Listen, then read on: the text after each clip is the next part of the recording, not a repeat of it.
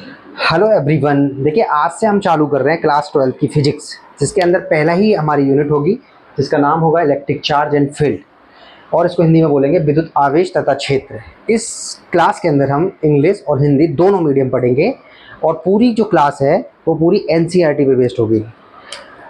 हम स्टार्टिंग में सारे कॉन्सेप्ट समझेंगे बोर्ड पे, और जैसे ये यूनिट खत्म हो जाएगी एनसीईआरटी के सिलेबस के हिसाब से, फिर लास्ट में इसकी जो नोट्स है इंग्लिश में अलग और हिंदी में अलग दे दिए जाएंगे। तो हम चालू करते हैं यूनिट को, और पहला ही हमारा टॉपिक है इंट्रोडक्शन। इंट्रोडक्शन में हम सबसे पहले चलते हैं, और हमने देखा इसके अंदर दो वर्ड यूज होंगे, और पहला है इलेक्ट्रोस्टैटिक। पहले का नाम क्या है? इलेक्ट्रोस्टैटिक, जिसको हिंदी में क्या बोलेंगे? स्थिर वैद्युतिकी।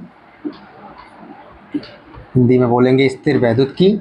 और एक वर्ड और यूज होता है जिसका नाम क्या है? इलेक्ट्रोडायनेमिक्स। क्या नाम है? इलेक्ट्रोडायनेमिक्स, जिसको हिंदी में क्या बोलेंगे? गति वैद्युतिकी। जब इन वर्ड के हम टुकड़े करते हैं, देखो इसमें लिखा हुआ है इलेक्ट्रो, और इलेक्ट्रो इसमें भी लिखा हुआ है, ऐसे हिंदी में भी लिखा है देखो स्थिर और वैद्युतिकी, ऐसे यहाँ लिखा हुआ है गतिक और वैद्युतिकी, ऐसे यहाँ लिखा हुआ है इलेक्ट्रोस्टैटिक। स्टैटिक का मतलब हम बहुत अच्छे से जानते हैं, इसका मतलब होता है एट रेस्ट।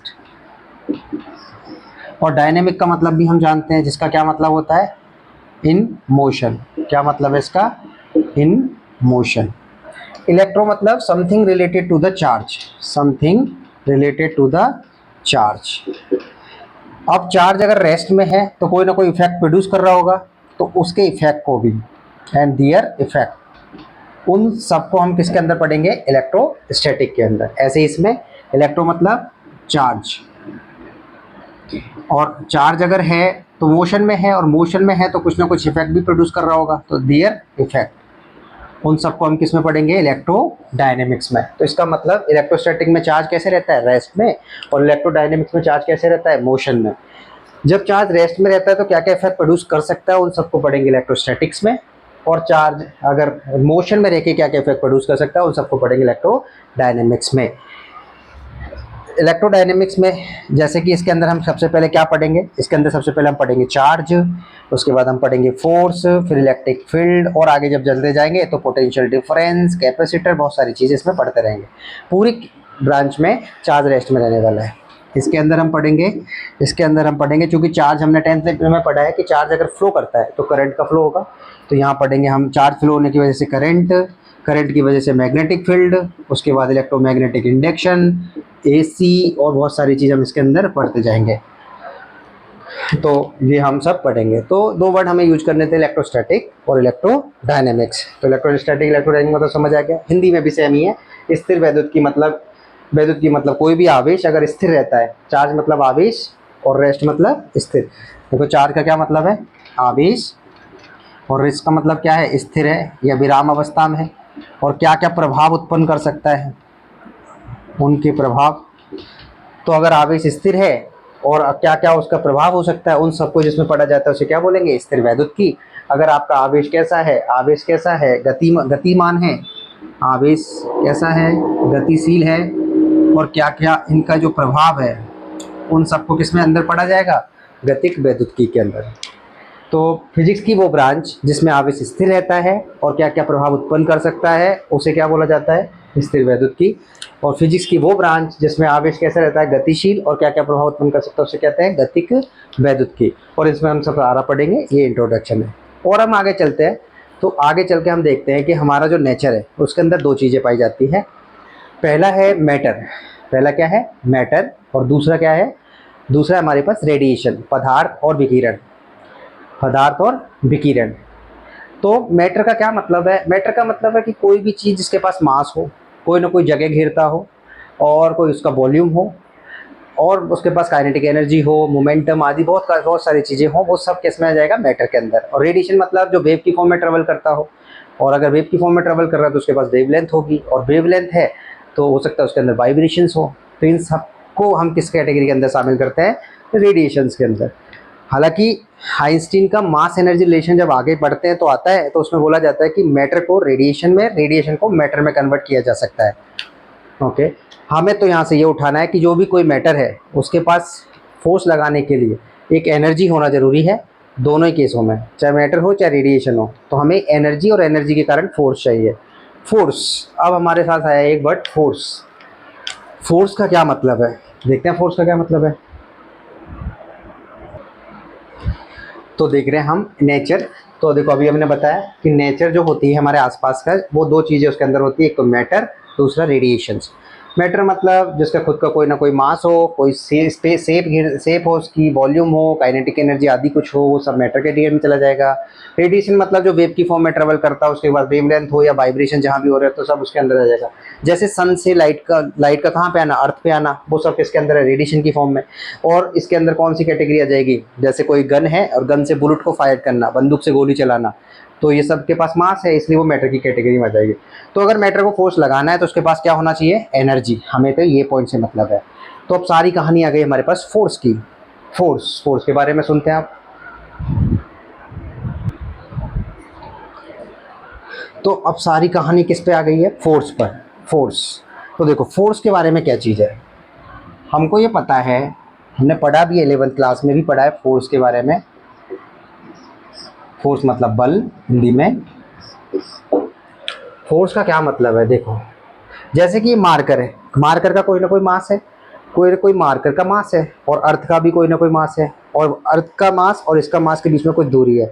हमने 11th क्लास में एक टॉपिक पढ़ा था जिसका नाम था ग्रेविटेशनल फोर्स, गुरुत्वाकर्षण बल। वो ये कहता है, न्यूटन का गुरुत्वाकर्षण बल ये कहता है कि जब दो मास एक दूसरे से आर दूरी पर रखे होते हैं, एक दूसरे से आर दूरी, जैसे ये m1 है और ये m2 है, और दोनों एक दूसरे से आर दूरी पर रखे होते हैं, उनके बीच में एक अट्रैक्शन फोर्स लगता है, आकर्षण का बल, और उसकी वैल्यू होती है जी m1 m2 upon are square. इसका मतलब ये है कि ग्रेविटेशनल फोर्स तब एक्ट करता है जब उसके पास क्या हो, मास हो।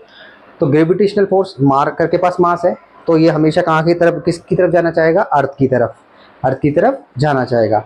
लेकिन हमने दूसरा केस एक देखा, जब हमने कागज़ के छोटे छोटे टुकड़े लिए और उसको कागज़ के टुकड़े रख के और मार्कर से चिपकाया, तो वो मार्कर से नहीं चिपके। लेकिन हमने उसको जब ड्राई हेयर से रब किया और फिर उसको चिपकाया, या कपड़े से रब करके उसको फिर चिपकाया, तो कागज़ के छोटे छोटे टुकड़े उस मार्कर में चिपक गए, स्टिक हो गए। तो क्या मतलब, कागज़ के टुकड़ों को अर्थ की तरफ गिरना चाहिए था, क्योंकि पृथ्वी हर एक को अपनी तरफ खींचती है, लेकिन कागज़ के छोटे छोटे टुकड़े इस मार्कर पे जाके चिपक गए। मतलब कागज़ के छोटे छोटे टुकड़े ऊपर आए, जबकि जाने किधर चाहिए थे, नीचे। इसका मतलब हमसे यहाँ देखा कि एक ऐसा फोर्स भी है जो ग्रेविटेशनल फोर्स से ज़्यादा स्ट्रॉन्ग है, तभी जाके वो कागज़ के टुकड़े ऊपर जा पाए हैं। तो उस फोर्स को क्या कहा गया यहाँ पर, उस फोर्स को हमें बोला गया इलेक्ट्रिकल फोर्स। क्या बोला गया, इलेक्ट्रिकल फोर्स। और ग्रेविटेशनल फोर्स हम जानते ही है, ग्रेविटेशनल फोर्स क्या होता है। ग्रेविटेशनल फोर्स काम ही तब किया जब उन ऑब्जेक्ट के पास क्या रहा होगा, मास रहा होगा, और हमेशा अर्थ की तरफ ये एक्ट करता है, ठीक है। लेकिन जो इलेक्ट्रिकल फोर्स है उसके पास दो केस था, जैसे कागज के छोटे छोटे टुकड़े थे, उनको सीधा चिपका रहे थे मार्कर से तो वो चिपक नहीं रहे थे, लेकिन रब करने के बाद रगड़ने के बाद जब चिपकाया तो वो चिपक गए। इसका मतलब हमने जब इसको रब किया, जब हमने विदाउट रबिंग किया, तो इसका मतलब उस टाइम पे कैसा था, ये अनचार्ज्ड, और जब रब कर दिया तो ये क्या बन गया, चार्ज। मार्कर का ये जो मार्कर है, तो जब कागज़ के टुकड़े नहीं चिपक रहे थे तब तो अनचार्ज था, लेकिन रबिंग कर दिया, आगे हम पढ़ेंगे भी कि चार्जिंग करने का एक मेथड होता है जिसका नाम है फ्रिक्शन मेथड। इसमें हम दो ऑब्जेक्ट को रब करते हैं, एक दूसरे से रगड़ते हैं, तो दोनों वस्तुओं पे चार्ज आ जाता है। तो उसी मेथड से वो जो मार्कर है वो आपका चार्ज हो गया है, और चार्ज होने के कारण उसने क्या किया, कागज़ के टुकड़ों पर क्या लगाया, फोर्स लगाया, जबकि अनचार्ज ने कोई फोर्स नहीं लगाया, इसलिए कागज़ के टुकड़े नहीं चिपक रहे थे। तो कागज़ के टुकड़े चिपके कब, कागज़ के टुकड़े चिपके तब जब वो ऑब्जेक्ट कैसा था, चार्ज, उसने उस पर क्या लगाया, फोर्स। इसका मतलब सारी कहानी किस पे आ गई है, चार्ज। और हमें पढ़ना भी क्या है इसके अंदर, इलेक्ट्रिकल चार्ज। तो ये इंट्रोडक्शन था। इंट्रोडक्शन में हमने क्या क्या पढ़ा, इंट्रोडक्शन में हमने सबसे पहले जाना इलेक्ट्रोस्टैटिक एंड इलेक्ट्रोडायनेमिक्स। इसमें इलेक्ट्रोस्टैटिक क्या मतलब है, फिजिक्स की वो ब्रांच जिसमें चार्ज रेस्ट में रहता है, और रेस्ट में रह के क्या क्या इफेक्ट प्रोड्यूस कर सकता है, उन सब की स्टडी करते हैं। फिर हमने जाना उसके अंदर इलेक्ट्रोडायनेमिक्स, उसमें क्या हमने सीखा, उसमें देखा कि हमने चार्ज मोशन में रहता है और क्या क्या इफेक्ट प्रोड्यूस कर सकता है, उनको इलेक्ट्रोडायनेमिक्स के अंदर पढ़ेंगे। जब इलेक्ट्रोस्टैटिक पढ़ रहे थे तो उसके अंदर charge, force, electric field, potential difference, capacitor आदि हम पढ़ते हैं। और इलेक्ट्रोडायनेमिक्स में चूंकि चार्ज मोशन में आ जाता है, और चार्ज अगर मोशन में आ गया है, फ्लो कर रहा है चार्ज, तो करंट फ्लो करती है, करंट के कारण मैग्नेटिक फील्ड प्रोड्यूस हो जाता है। उसके बाद इलेक्ट्रोमैग्नेटिक इंडक्शन पढ़ते हैं, फिर एसी पढ़ते हैं, अल्टरनेटिंग करंट पढ़ते हैं उसके अंदर, और आदि उसमें पढ़ते हैं। ये हमने इलेक्ट्रोस्टैटिक इलेक्ट्रोडायनेमिक्स में जाना। ओके, फिर हमने उसके बाद इंट्रोडक्शन में एक चीज़ जानी, नेचर। नेचर में दो चीज़ें होती है, मैटर और रेडिएशन। मैटर क्या होता है? जिसके पास कुछ ना कुछ खुद का कुछ ना कुछ मास हो, कोई ना कोई जगह घेरता हो, वॉल्यूम हो, है ना, काइनेटिक एनर्जी हो आदि। दूसरा रेडिएशन, जो जिसके पास खुद की वेवलेंथ हो, वाइब्रेशन जहाँ पे हो रहे हो वो वहाँ पे होता है। मैटर का एग्जांपल जैसे कि बंदूक से गोली का चलाना, और सूरज की जो लाइट है वो उसका कहाँ पे आना, अर्थ पे आना, वो रेडिएशन में चल जाता है। आइंस्टीन का एक समीकरण आएगा, प्रकाश विद्युत, आइंस्टीन का मास एनर्जी रिलेशन आएगा जो बोलता है E बराबर mc²। वो कहता है कि मैटर को रेडिएशन में और रेडिएशन को मैटर में कन्वर्ट कर सकते हैं। ये हम आगे पढ़ेंगे, ड्यूअल नेचर ऑफ मैटर जब आएगा, 11 नंबर की यूनिट होगी फिजिक्स में। अभी हमें ये देखना है कि अगर मैटर है तो उसके पास एनर्जी होनी चाहिए, अगर वो किसी ऑब्जेक्ट पे फोर्स लगा रहा है तो।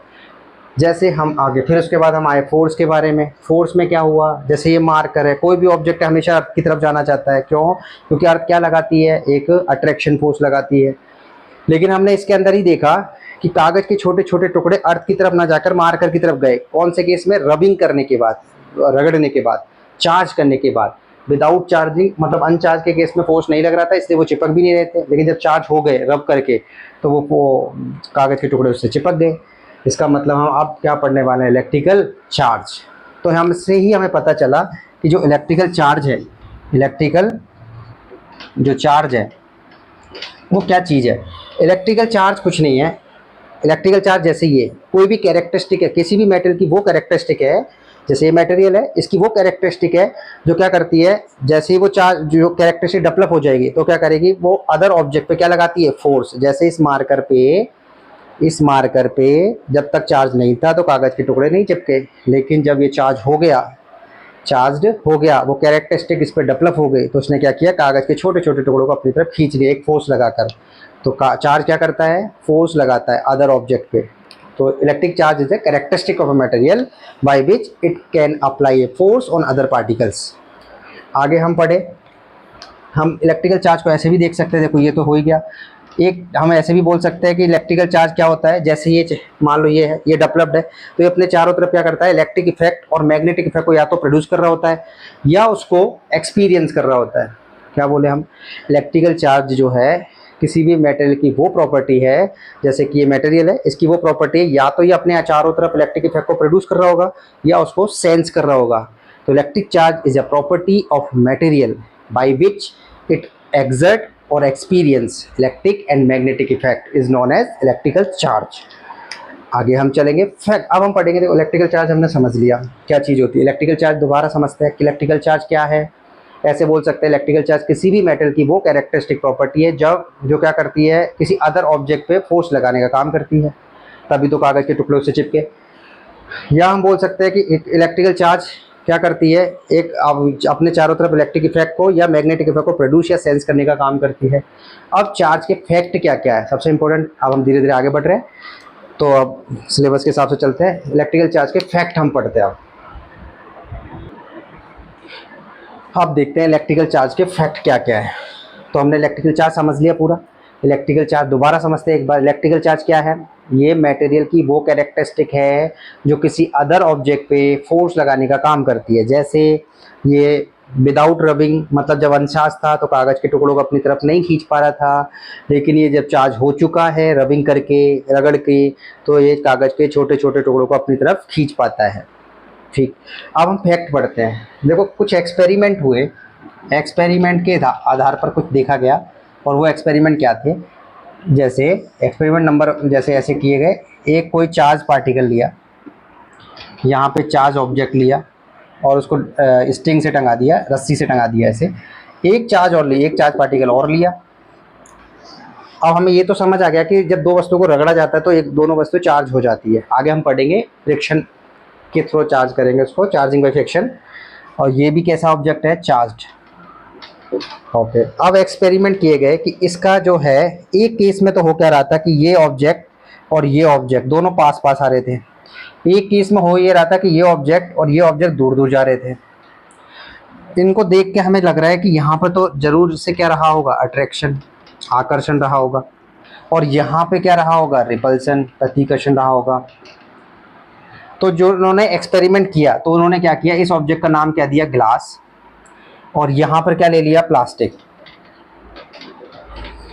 और फिर उन्होंने एक अलग लिया जहाँ पर भी ग्लास लिया, इस ऑब्जेक्ट को भी ग्लास बोला और इस ऑब्जेक्ट को भी क्या बोला, ग्लास बोला। तो पहले केस में जब ग्लास और प्लास्टिक लिए, क्या किया गया, पहले केस में ग्लास और प्लास्टिक लिया गया तो देखा गया दोनों पास पास आ रहे थे, पास पास आना मतलब अट्रैक्शन, आकर्षण लग रहा था। लेकिन ये जब दूसरे केस में इसको भी ग्लास लिया गया और इसको भी ग्लास लिया गया, तो वहां पर देखा गया वो दोनों दूर दूर जा रहे थे, मतलब रिपल्सन हो रहा था। रिपल्सन मतलब प्रतिकर्षण हो रहा था, रिपल्सन मतलब प्रतिकर्षण हो रहा था, और अट्रैक्शन मतलब आकर्षण हो रहा था। तो यहां से निकला कि अगर सिमिलर मटेरियल है, देखो सिमिलर मतलब ग्लास ग्लास सिमिलर मटेरियल है, तो सिमिलर अगर मटेरियल है, सिमिलर मटेरियल है तो रिपल्सन लग रहा है। बट अगर डिसिमिलर मैटर है, डिसिमिलर समान प्रकार के पदार्थ है तो क्या लग रहा है, रिपल्सन, और डिसिमिलर मटेरियल तो क्या लग रहा है, अट्रैक्शन। तो यहाँ से पहला ही फैक्ट हमारे पास समझ आया कि अगर लाइक चार्ज है क्या है, लाइक चार्ज, तो कौन सा फोर्स लगेगा, और अनलाइक चार्ज है तो कौन सा फोर्स लगेगा।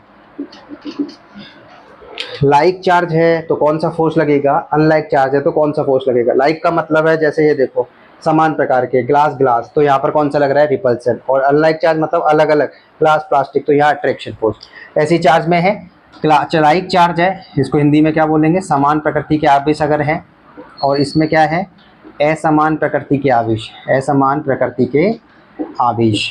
तो जब लाइक चार्ज होगा तो वहां पर कौन सा फोर्स लगेगा, रिपल्सन का फोर्स लगेगा, प्रतिकर्षण का फोर्स लगेगा।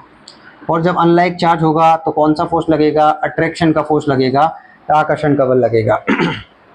तो हमारा पहला ही फैक्ट इस एक्सपेरिमेंट से बनकर आया कि like charge repel each other, unlike charge attract each other. समान प्रकृति के आवेश क्या करते हैं, एक दूसरे को प्रतिकर्षित, और असमान प्रकृति का आवेश एक दूसरे को आकर्षित करते हैं। पहला fact about the charge. Number 2, जब ये एक्सपेरिमेंट हो गया तो फिर नंबर 2 में आया। इसको देख के लग रहा है कि अट्रैक्शन और रिपल्सन तभी रहा होगा जब दोनों पे अलग अलग चार्ज रहे होंगे, अलग अलग चार्ज रहे होंगे। तो यहाँ पर हमने देखा एक्सपेरिमेंट से कि जो लाइक चार्ज है वो रिपेल करेंगे और अनलाइक चार्ज एक दूसरे को अट्रैक्ट करेंगे। तो यहाँ से पॉइंट ये भी क्लियर है कि चार्ज कितने टाइप के हो गए, 2 टाइप के, charges are 2 types. Number 2 fact, fact number 2, fact number 2 क्या कहता है, फैक्ट नंबर 2 जैसे मैथमेटिकल की एक प्रॉपर्टी है, +3 और -3 जब पास में आएंगे तो टोटल कितना हो जाएगा, 0। तो ऐसे ही अमेरिकन साइंटिस्ट थे जिनका नाम था बेंजामिन फ्रैंकलिन। क्या नाम था उनका, फ्रैंकलिन, बेंजामिन फ्रैंकलिन। उन्होंने बोला कि जो चार्ज है वो 2 टाइप के होते हैं, और पहला टाइप उसमें होगा पॉजिटिव और दूसरा टाइप होगा नेगेटिव। तो जो चार्जेस का नोमेनक्लेचर कर दिया वो किसने कर दिया, अमेरिकी साइंटिस्ट जिनका नाम है बेंजामिन फ्रैंकलिन। तो अभी तक हमने क्या क्या सीखा, हमने सीखा चार्ज क्या है, किसी भी मेटल की वो कैरेक्टरिस्टिक प्रॉपर्टी है जो क्या करती है, अदर पार्टिकल पे फोर्स लगाने का काम करती है। उसके अंदर हमने देखा कि एक्सपेरिमेंट के थ्रू हमने समझा कि लाइक चार्ज रिपेल करते हैं, लाइक चार्ज अट्रैक्ट करते हैं। उस आधार पर चार्ज 2 टाइप के हो गए। फिर मैथमेटिकल कॉन्सेप्ट का यूज करते हुए बेंजामिन फ्रैंकलिन ने क्या बताया कि चार्जेस 2 टाइप के हैं, नंबर 1 पॉजिटिव, नंबर 2 नेगेटिव। हमने ये पढ़ा। फैक्ट नंबर 3, तो देखो फैक्ट नंबर 3 में क्या हुआ। फैक्ट नंबर 3 में एक वैज्ञानिक आए जिनका नाम था फैराडे। उन्होंने वो क्या बोला, उन्होंने बोला कि जब हम 2 ऑब्जेक्ट को रगड़ते हैं, 2 ऑब्जेक्ट को रब करते हैं, जैसे कि ग्लास और साथ में है प्लास्टिक, तो जब ग्लास और प्लास्टिक को रब करेंगे तो ये तो कंफर्म है दोनों चार्ज हो जाएगी।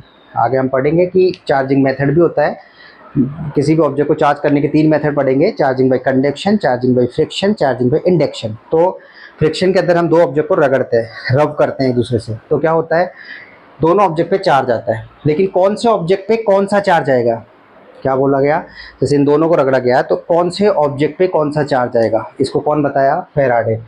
और फैराडे ने इसको बताने के लिए क्या किया, उनको रब कर करके एक सीरीज बनाई जिसका नाम है इलेक्ट्रोस्टैटिक सीरीज। क्या नाम है उसका, इलेक्ट्रोस्टैटिक सीरीज। इलेक्ट्रोस्टैटिक सीरीज में बोला गया कि भाई जो इस सीरीज के अंदर ऊपर आ रहे थे, जो इस सीरीज के ऊपर आर लिखे गए थे, जैसे कि ग्लास, और बीच में और भी थे, मैं 2-3 ले लेता हूँ, सिल्क, और नीचे था मान लो प्लास्टिक। इस सीरीज में जो ऊपर आ रहे तो उन पे तो चार्ज हुआ डेवलप पॉजिटिव, और इस सीरीज में जो नीचे आ रहे थे उन पे डेवलप हुआ चार्ज नेगेटिव।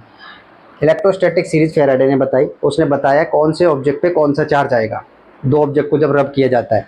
जैसे क्वेश्चन आया कि क्वेश्चन हमारे पास पूछा गया कि ग्लास को सिल्क के साथ रब किया गया, ग्लास को सिल्क के साथ रब करने पर इस पे कौन सा चार्ज आएगा और इस पे कौन सा चार्ज आएगा। तो ग्लास को जब सिल्क के साथ रब किया गया तो अकॉर्डिंग टू दिस सीरीज तो ग्लास पे क्या आएगा, क्योंकि ये ऊपर की ऊपर ही ऊपर लिखा गया है तो इस पे तो पॉजिटिव डेवलप हो जाएगा, और सिल्क पे क्या हो जाएगा डेवलप नेगेटिव। एग्जाम्पल नंबर 2 ले लेते हैं, जैसे कि सिल्क को किसके साथ रब किया गया, प्लास्टिक के साथ। किसके साथ रब किया गया, तो किसके साथ रगड़ा गया, प्लास्टिक के साथ। तो अकॉर्डिंग टू दिस सीरीज ऊपर जो लिखा गया उस पे क्या आएगा पॉजिटिव, इस बार सिल्क ऊपर है प्लास्टिक नीचे है तो इस पे पॉजिटिव और इस पे नेगेटिव। तो फैराडे ने इलेक्ट्रोस्टैटिक सीरीज बताई जिसके आधार पर यह बताया गया कि कौन से ऑब्जेक्ट पे कौन से नेचर का चार्ज आएगा। जैसे ग्लास को सिल्क के साथ रब करने पर ग्लास पे पॉजिटिव और सिल्क पे नेगेटिव आता है, सिल्क को प्लास्टिक के साथ रब करने पर सिल्क पे पॉजिटिव और प्लास्टिक पे नेगेटिव आता है। ये बताया फैराडे ने इलेक्ट्रोस्टैटिक सीरीज के थ्रू। और भी है बट हमने जो काम किया वो लिखे हैं अभी। फैक्ट नंबर, अब हम पढ़ते हैं 4। तो देखो फैक्ट नंबर 4 के अंदर क्या बताया गया। फैक्ट नंबर 4 के अंदर बताया गया कि फैक्ट नंबर 4 में बोला गया कि जैसे फैक्ट नंबर 4 में क्या बोला गया, किसी भी बॉडी पे चार्ज को डिटेक्ट करना है। क्या करना है, बॉडी पे अगर आप चार्ज को डिटेक्ट करना है, टू डिटेक्ट पता करना है, to detect the charge on body, तो हम एक डिवाइस का यूज करते हैं और उसका नाम क्या है, गोल्ड लीफ इलेक्ट्रोस्कोप। क्या नाम है उसका, गोल्ड लीफ इलेक्ट्रोस्कोप। इसको हिंदी में क्या बोलेंगे, स्वर्ण पत्ती इलेक्ट्रोस्कोप। अब इसके अंदर क्या हुआ, तो अब इसमें यह बताया गया कि किसी भी बॉडी पे चार्ज है या नहीं है उसको इस डिवाइस के थ्रू बताया जाता है। क्वेश्चन एग्जाम में पूछा जाता है कि किसी भी बॉडी पे चार्ज को डिटेक्ट करने वाली डिवाइस का नाम बताओ, तो है गोल्ड लीफ इलेक्ट्रोस्कोप। अब इसमें क्या होता है प्रोसेस में, इसमें जैसे यहाँ पर इसमें इसका स्ट्रक्चर देखो, ये है मेटल की डिस्क। क्या है, आगे हम पढ़ेंगे मेटल जो होता है, मेटल क्या होता है, कंडक्टर क्या होता है। कंडक्टर हो या मेटल हो, उनकी खास बात है कि उनमें चार्जेस का फ्लो आसानी से हो जाता है और नंबर ऑफ फ्री इलेक्ट्रॉन भी बहुत ज़्यादा मात्रा में होते हैं, इसलिए करंट आसानी से फ्लो होती है उसमें। तो ये मेटल का क्या ले लिया उसने, मेटल का वो ले लिया, डिस्क ले ली, और उससे मेटल की रॉड निकाल दी एक, और ये हिले डुले ना तो इसको इंसुलेटर जो है उसके थ्रू कवर कर दिया, ऐसे इंसुलेटर के थ्रू कवर कर दिया ऐसे।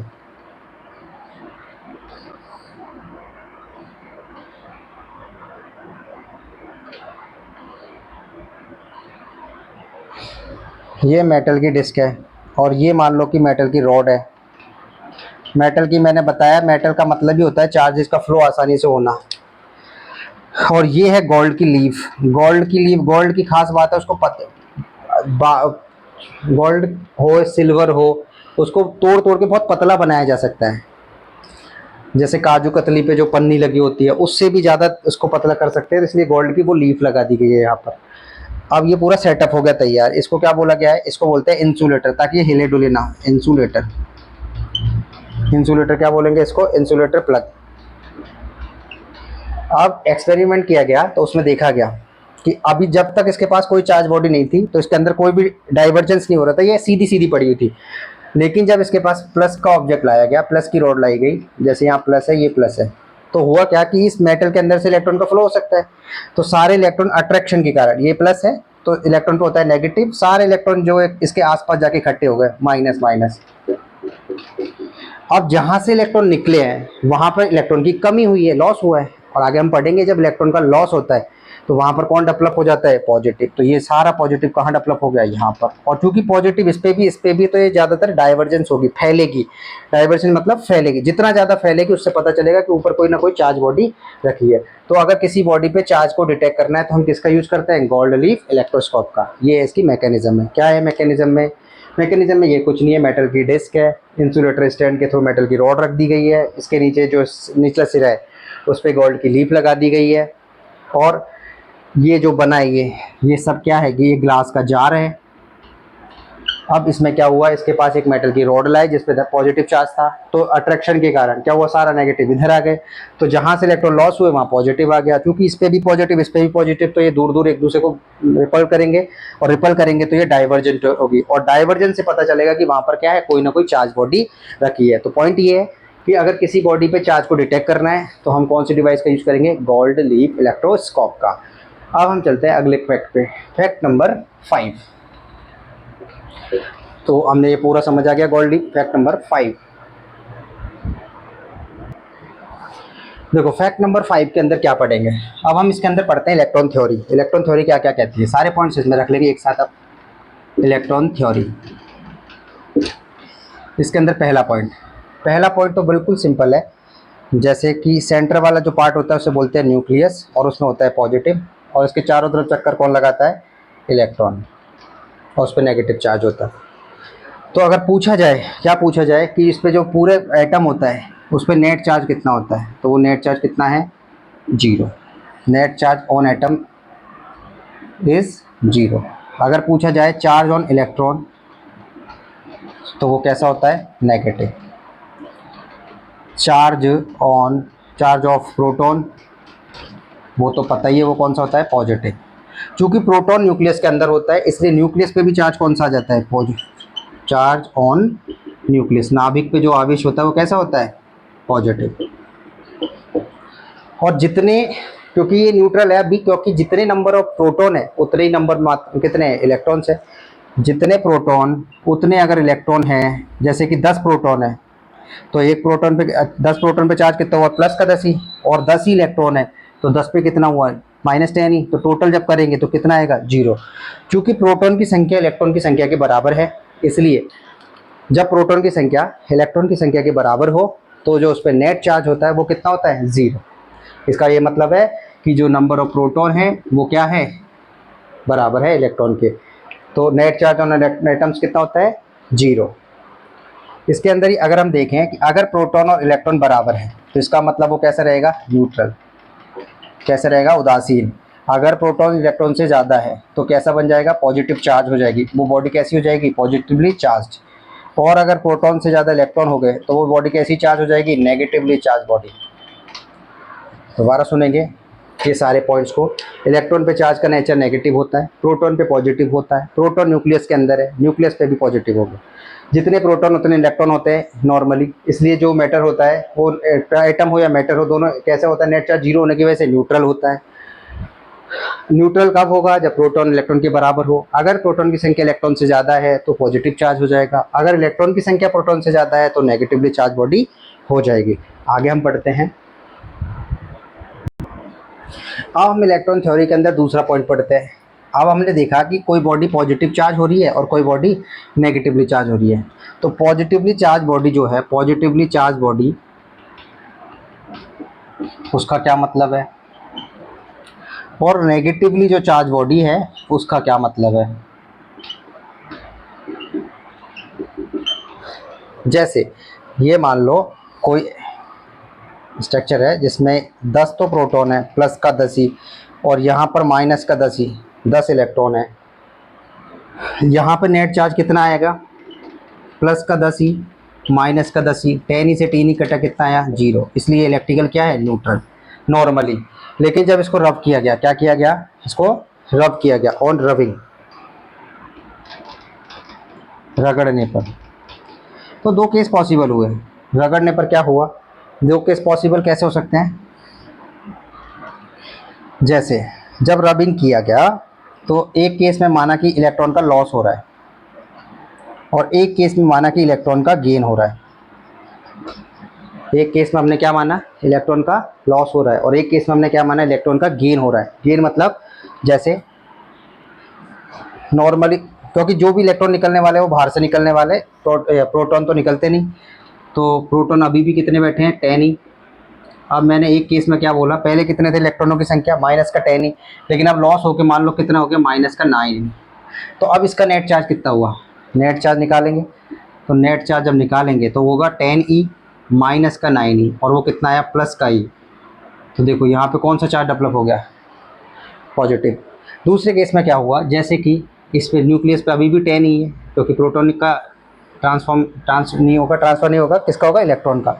अब उसमें इलेक्ट्रॉन का लॉस किया तो इसमें इलेक्ट्रॉन का गेन करना है, तो मैंने माना कि -11, इसको इलेक्ट्रॉन दे दिए, उससे इलेक्ट्रॉन निकाला, इसको इलेक्ट्रॉन दे दिए, तो इलेक्ट्रॉन निकालने के बाद कितने हो गए, -11, तो इसका नेट चार्ज निकालते हैं।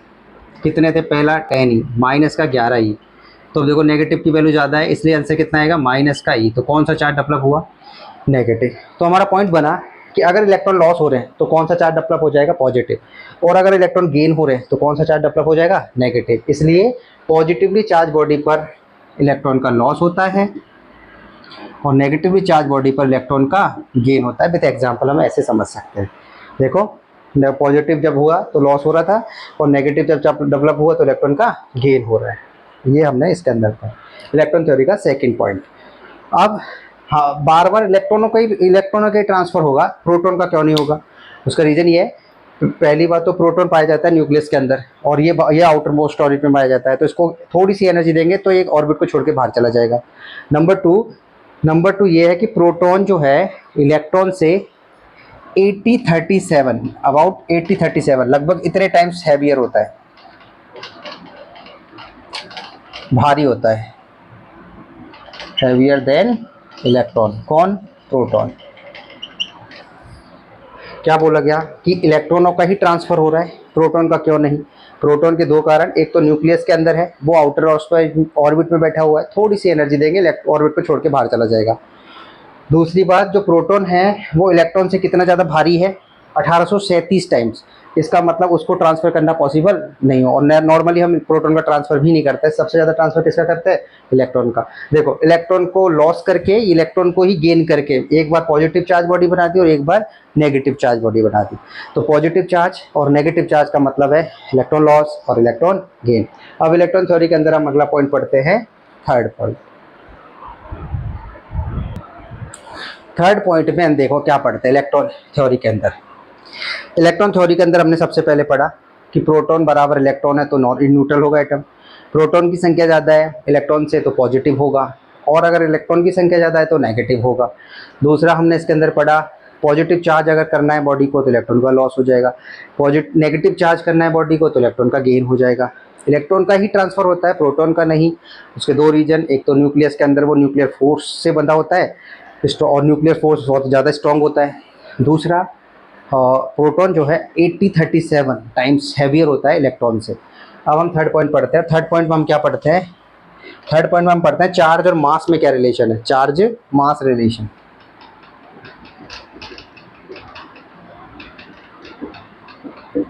आवेश द्रव्यमान संबंध। जैसे देखो ये कोई ऑब्जेक्ट, कोई मान लो एटम है जिसका नाम है, ये एटम है ए और इसका मास है ए। ऐसे में दूसरे केस में भी एटम ए लिया और उसका मास कितना है अभी भी m। मैंने क्या किया, एक केस में मैं क्या कर रहा हूँ, इलेक्ट्रॉन को लॉस करूंगा और एक केस में इलेक्ट्रॉन को गेन करूंगा। तो पहले केस में मैंने क्या किया, इलेक्ट्रॉन का गेन किया। दूसरे केस में मैंने इलेक्ट्रॉन को क्या कर दिया, लॉस कर दिया। क्या कर दिया, लॉस कर दिया। तो हुआ क्या, इलेक्ट्रॉन गेन मतलब इसको इलेक्ट्रॉन दे दिए, ओके, और इसमें इलेक्ट्रॉन, इससे इलेक्ट्रॉन ले लिए, ऐसे इलेक्ट्रॉन इससे ले लिए, मतलब इसमें इलेक्ट्रॉन का गेन हुआ, इसमें इलेक्ट्रॉन की। पहले मास कितना था इसका, m। अब चूंकि मान लो एक इलेक्ट्रॉन दिया है तो वो अपना मास लेकर आएगा, एक इलेक्ट्रॉन का मास m ही माना तो वो अपना मास लेकर आएगा, तो मास कितना हो गया, m + m। पहले मास कितना था m, और एक इलेक्ट्रॉन मानो छोड़ के गया है तो उसमें से अपना मास ले गया वो, तो माइनस का m। इसको देख के हमें पता चल रहा है कि यहाँ पर मास बढ़ गया और यहाँ पे मास घट गया। मतलब बात ये हुई कि जब भी इलेक्ट्रॉन को गेन करेंगे तो वहाँ पर वो मास बढ़ जाएगा, और जब इलेक्ट्रॉन का लॉस होगा तो उसका मास घट जाएगा। कितने से घटेगा, जितने इलेक्ट्रॉन निकालें, अगर 2 निकालें तो 2, और 2 से निकालें तो 2 घट जाएगा, 2 अगर इसमें गेन करवाएं तो 2 से बढ़ जाएगा। तो ठीक है, चार्ज और मास में रिलेशन ये होता है। चार्ज मास में दोबारा पढ़ते रहे। फाइनल पॉइंट क्या है कि अगर किसी बॉडी को चार्ज कर दिया जाता है तो उसको अगर इलेक्ट्रॉन गेन कर रहे हैं तो उसका मास बढ़ जाएगा, लेकिन अगर इलेक्ट्रॉन को लॉस करते हैं तो उसका मास घट जाएगा। और इलेक्ट्रॉन गेन का मतलब नेगेटिव चार्ज बॉडी है, इलेक्ट्रॉन लॉस का मतलब पॉजिटिव चार्ज बॉडी है। तो पॉजिटिव चार्ज बॉडी में क्या होता है, इलेक्ट्रॉन का लॉस और उसका मास डिक्रीज। नेगेटिव चार्ज बॉडी में क्या होता है, इलेक्ट्रॉन का गेन और उसका मास इंक्रीज। तो ये हमने देखा चार्ज मास रिलेशन के अंदर। नेक्स्ट पॉइंट देखो, अगला पॉइंट हम पढ़ेंगे इलेक्ट्रॉन थ्योरी के अंदर, और उसके अंदर है elementary charge. Elementary charge, elementary charge क्या है? चार्ज ऑन वन इलेक्ट्रॉन, एक इलेक्ट्रॉन पे जो चार्ज होता है, चार्ज ऑन वन इलेक्ट्रॉन, उसे क्या बोलेंगे? Elementary charge. और एक इलेक्ट्रॉन पे चार्ज कितना होता है? एक इलेक्ट्रॉन पे चार्ज कितना है? माइनस का 1.6 इंटू 10⁻⁻19 कूलम। और मास ऑफ इलेक्ट्रॉन कितना होता है? 9.1 इंटू 10⁻31 kg। ये हमें इलेक्ट्रॉन से याद रखना है। प्रोटॉन पे बताना हो चार्ज तो ये इसको प्लस कर देंगे, प्लस का 1.6 इंटू 10⁻⁻19। एलिमेंट्री क्या बोला? क्योंकि इससे कम इलेक्ट्रॉन किसी भी पार्टिकल पे चार्ज नहीं हो सकता। तो सबसे छोटे से छोटा चार्ज कितना हो सकता है? ये, जो कि एक इलेक्ट्रॉन पे होता है, और उसे क्या बोला जाता है? Elementary charge. यहाँ पर इलेक्ट्रॉन थ्योरी खत्म। और उसके नेक्स्ट पॉइंट, तो देखो फैक्ट अबाउट चार्ज में नेक्स्ट पॉइंट कौन सा है? कि जो चार्ज है, तो next charge is carried, charge is carried लिखेंगे अपन, charge is carried by material. इसका क्या मतलब है? Charge is carried by material, मतलब इसका ये है कि अगर वहाँ, इसका सिंपल सा मतलब ये है कि no material no charge. Material के बिना चार्ज का कोई अस्तित्व नहीं है। No material no charge. No charge उल्टा तो पॉसिबल है कि अगर चार्ज, मान लो किसी के पास मटेरियल नहीं है तो उस पर चार्ज भी नहीं होगा। लेकिन क्या ऐसे पॉसिबल है कि किसी पे चार्ज नहीं है लेकिन उसका मटेरियल है? बिल्कुल है। तो हमारे पास क्या आया? Charge is carried by material, मतलब अगर चार्ज वो है किसी पे तो उस पर मटेरियल का होना ज़रूरी है। तो इसलिए, और अगर नो मटेरियल तो नो चार्ज, कोई चार्ज भी नहीं होगा अगर मटेरियल नहीं है तो। अब फैक्ट अबाउट चार्ज में हम नेक्स्ट पढ़ते हैं। चार्ज कैसी प्रॉपर्टी है? जो चार्ज है वो कैसी प्रॉपर्टी है? इंट्रिंसिक प्रॉपर्टी, मतलब सबसे छोटी प्रॉपर्टी यही है, सब इससे छोटा कुछ नहीं हो सकता। चार्ज और मास दोनों, चार्ज एंड मास दोनों ही कैसी प्रॉपर्टी है? Intrinsic property. और अगर आप कोई पूछे कि चार्ज और मास में डिफरेंस बताओ, तो देखो चार्ज और मास में पहला डिफरेंस तो यही है कि दोनों ही कैसी प्रॉपर्टी है? इंट्रिंसिक प्रॉपर्टी है। इंट्रिंसिक, ये भी इंट्रिंसिक प्रॉपर्टी है।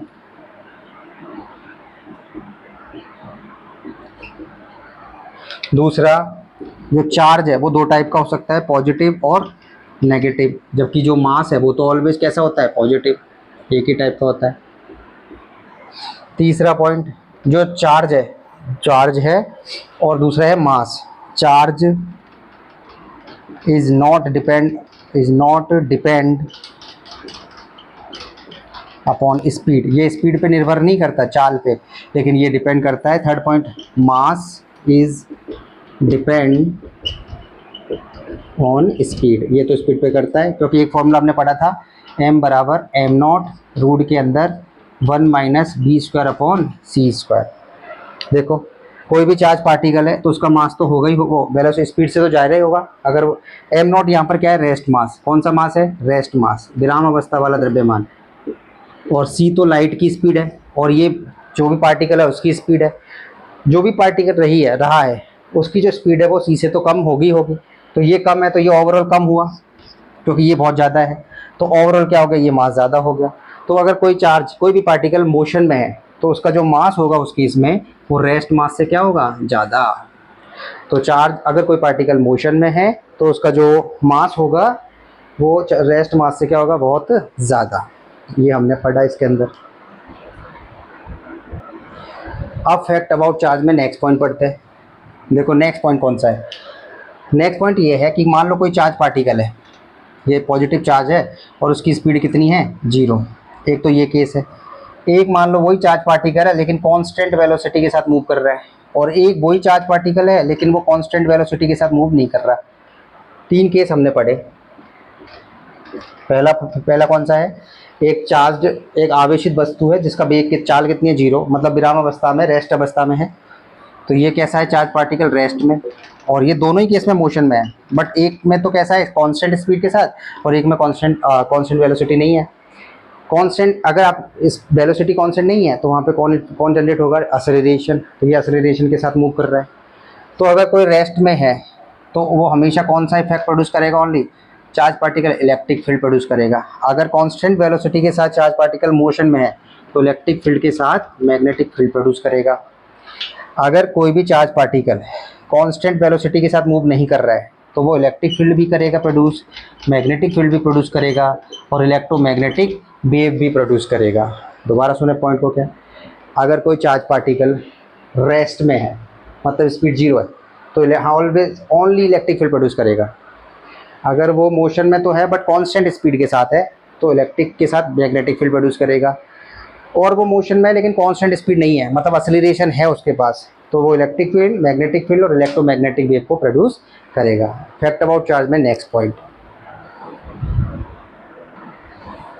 देखो, इसके अंदर क्या है, जैसे कि आगे हम पढ़ेंगे भी वैसे कि मान लो ये कोई कंडक्टर है, चालक वस्तु है और conductor, all metals are conductors. तो अगर इसको चार्ज दिया जाएगा तो जो चार्ज देंगे वो हमेशा फैल के कहाँ चला जाएगा, इसकी आउटर सरफेस पे। तो किसी भी मेटल को या कंडक्टर को जब चार्ज दिया जाता है तो वो चार्ज फैल के कहाँ चला जाता है, उसकी सरफेस पे। क्योंकि कंडक्टर हो या मेटल हो उसमें से चार्ज का फ्लो हो सकता है और ज़्यादा से ज़्यादा कहाँ जा सकता है, सरफेस पे, ड्यू टू रिपल्सन। इसलिए जो एक्स्ट्रा अमाउंट में चार्ज दिया गया है वो उसकी सरफेस पे जाके फैल जाता है।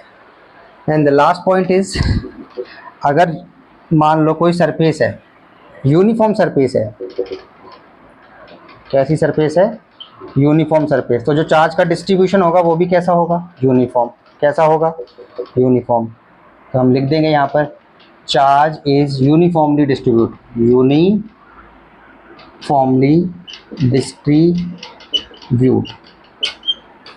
बट अगर कोई ऐसा ऑब्जेक्ट है मान लो इस टाइप का, यहाँ पे किनारों पे चार्ज ज़्यादा बैठ जाएगा और यहाँ पे फिर वो चार्ज दूर होता जाएगा ऐसे।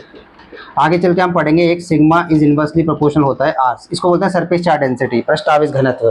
तो जहाँ पर रेडियस कम होगी वहाँ पे सरफेस चार्ज डेंसिटी ज़्यादा होगी। जैसे यहाँ रेडियस कम है, किनोरा है ये, तो यहाँ पे सिग्मा ज़्यादा होगा। सिग्मा का मतलब है चार्ज की वैल्यू यहाँ पर ज़्यादा होगी। तो यहाँ पे जो चार्ज होगा वो कैसा होगा, नॉन यूनिफॉर्मली डिस्ट्रीब्यूट।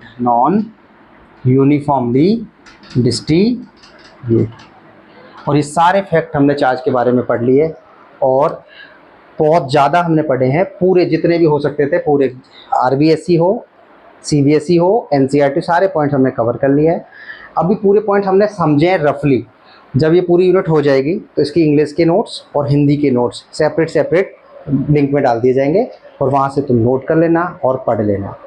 एक बार समराइज़ करते हैं पूरा। सबसे पहले इंट्रोडक्शन पढ़ाया गया, इंट्रोडक्शन में इलेक्ट्रोस्टैटिक, इलेक्ट्रोडायनेमिक्स के बारे में बताया गया। उसके बाद नेचर पे आए। नेचर में दो चीज़ें, मैटर, रेडिएशन। आइंस्टीन का मास एनर्जी रिलेशनशिप आया, उसने बोला मैटर रेडिएशन में, रेडिएशन मैटर में कन्वर्ट हो जाता है। हमने देखा कि मैटर के पास अगर एनर्जी है तो वो फोर्स लगाती है। फोर्स के बारे में हमने कहानी सुनी। फोर्स में हमने ग्रेविटेशनल फोर्स और इलेक्ट्रिकल फोर्स के बारे में पढ़ा। ग्रेविटेशनल फोर्स के लिए मास का होना जरूरी है और हमेशा वो जो अर्थ है वो उन सबको नीचे की तरफ खींचती है। लेकिन इलेक्ट्रिकल जो फोर्स है वो ग्रेविटेशनल फोर्स से ज़्यादा स्ट्रॉन्ग होता है, इसलिए कागज़ के जो टुकड़े हैं वो स्केल से या उससे चिपक जाते हैं। कब, लेकिन चार्ज होने पर। अनचार्ज के केस में नहीं चिपके थे। चार्ज का क्या मतलब है वो समझा। चार्ज क्या है, किसी भी मेटल की वो कैरेक्टरिस्टिक प्रॉपर्टी है जो क्या करती है, वो उसको दूसरे पार्टिकल पे फोर्स लगाती है। या हमने देखा कि चार्ज को हम ऐसे भी पढ़ सकते हैं, चार्ज क्या होता है, किसी भी ऑब्जेक्ट के चारों तरफ का वो रीजन है जो उसमें इलेक्ट्रिक फील्ड और मैग्नेटिक फील्ड इफेक्ट को प्रोड्यूस या सेंस करने का काम करती है। फिर हमने फैक्ट अबाउट चार्जेस पढ़े और बहुत सारे पढ़े, सारे हमने कर लिए कवर। ऐसे ही अब हम आगे चलाते रहेंगे। आज का हमने देखा, आज हमने इंट्रोडक्शंस, चार्ज और फैक्ट अबाउट चार्ज पढ़े। कल हम जब आएंगे तो कल हम पढ़ेंगे, तो कल जब हम आएंगे तो हम पढ़ेंगे पहले तो मेटल के टाइप्स पढ़ेंगे और उसके बाद प्रॉपर्टी ऑफ इलेक्ट्रिक चार्ज पढ़ेंगे और अब देखते हैं फिर मेथड ऑफ चार्जिंग भी हो जाएगा। तो ठीक है, चैनल को लाइक सब्सक्राइब करते रहना। मिलते कल।